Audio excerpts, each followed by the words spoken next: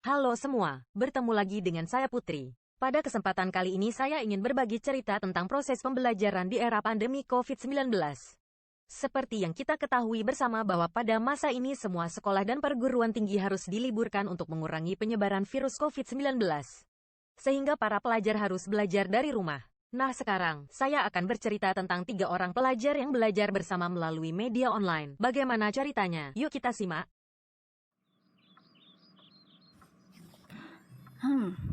Kita ngapain ya sekarang? Gimana kalau kita kerjain tugas aja? Tugas yang mana? Loh, bukannya kita punya tugas seni budaya? Kamu lupa ya? Oh iya ya, aku lupa. Kalau gitu ayo kita ke bawah yuk, kita kerja tugas. Yuk. Tapi Feby di mana ya? Kita ajak Feby juga ya kerja tugas. Yuk. Oke deh.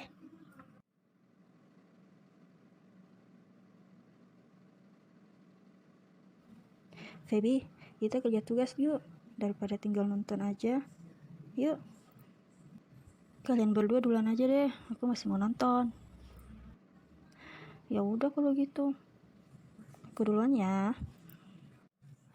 Feby mana? Kok dia nggak ada? Katanya dia masih pengen nonton. Ya udah, kita aja yang cari tugas. Oh begitu. Oke deh. Nah sekarang kita cari materinya di YouTube. Kalau nggak salah materi tugas kita itu tentang seni ilustrasi ya?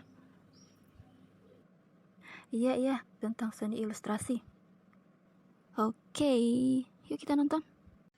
Halo semuanya, jumpa lagi dengan saya Miken Imas Pratiwi dalam acara Sahabat Belajar. Nah, pada kesempatan kali ini saya akan menjelaskan tentang gambar ilustrasi. Apa sih gambar ilustrasi? Yuk kita simak penjelasannya. Nah, pada kesempatan kali ini saya akan menjelaskan tentang gambar ilustrasi. Apakah yang dimaksud dengan gambar ilustrasi?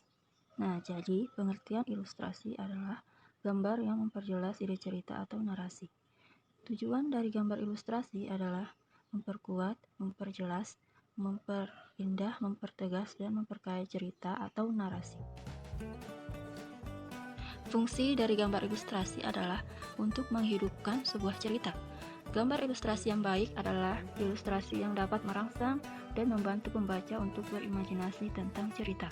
Ilustrasi sangat membantu mengembangkan imajinasi dalam memahami narasi.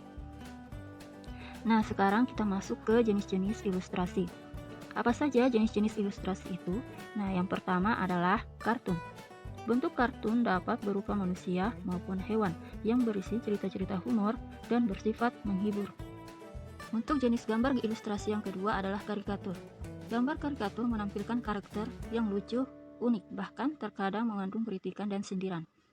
Objek gambarnya dapat berupa tokoh manusia maupun hewan. Namun, ciri khas dari karikatur ini adalah memiliki gambar kepala yang lebih besar daripada badannya. Gambar ilustrasi yang keempat adalah ilustrasi karya sastra. Nah, ini biasanya karya sastra itu berupa cerita pendek, puisi, dan sajak. Akan nampak lebih menarik apabila disertai dengan gambar ilustrasi. Fungsi gambar ilustrasi di sini bertujuan untuk memberikan penguatan dan mempertegas isi atau narasi pada materinya. Jenis gambar ilustrasi yang kelima adalah vignette. Vignette sendiri adalah gambar ilustrasi berbentuk dekoratif yang berfungsi sebagai pengisi bidang kosong pada kertas narasi. Itulah tadi jenis-jenis gambar ilustrasi. Nah, sekarang kita masuk lagi pada jenis objek gambar ilustrasi. Nah, jenis objek gambar ilustrasi ini ada 3 macam, yaitu yang pertama adalah manusia. Tokoh manusia memiliki proporsi yang berbeda, sehingga pada saat menggambar kita perlu memperhatikan karakter dan anatominya. Bentuk objek gambar ilustrasi yang kedua adalah hewan. Tokoh hewan juga memiliki proporsi dan anatomi yang berbeda. Jenis dan bentuk binatang dapat dikelompokkan menjadi binatang darat, darah, dan air. Proporsi dan anatomi masing-masing binatangnya harus jelas. Gambar objek ilustrasi yang terakhir adalah tumbuhan. Tumbuhan dalam gambar ilustrasi dibuat dengan cara disederhanakan saja, atau dengan kata lain, tidak usah terlalu mendetail ya. Itulah tadi penjelasan singkat tentang gambar ilustrasi. Semoga materi pada hari ini dapat bermanfaat bagi adik-adik semua. Terima kasih, sampai jumpa. Nah, bagaimana ceritanya? Bagus kan? Jadi, kesimpulan dari ceritanya itu bahwa meskipun kita harus tinggal di rumah aja, bukan berarti kita gak belajar sama sekali ya. Justru kita harus selalu memanfaatkan waktu yang ada dengan belajar melalui media online. Oke, sampai di sini dulu perjumpaan kita. Sampai ketemu lagi pada cerita-cerita seru lainnya. Sampai jumpa.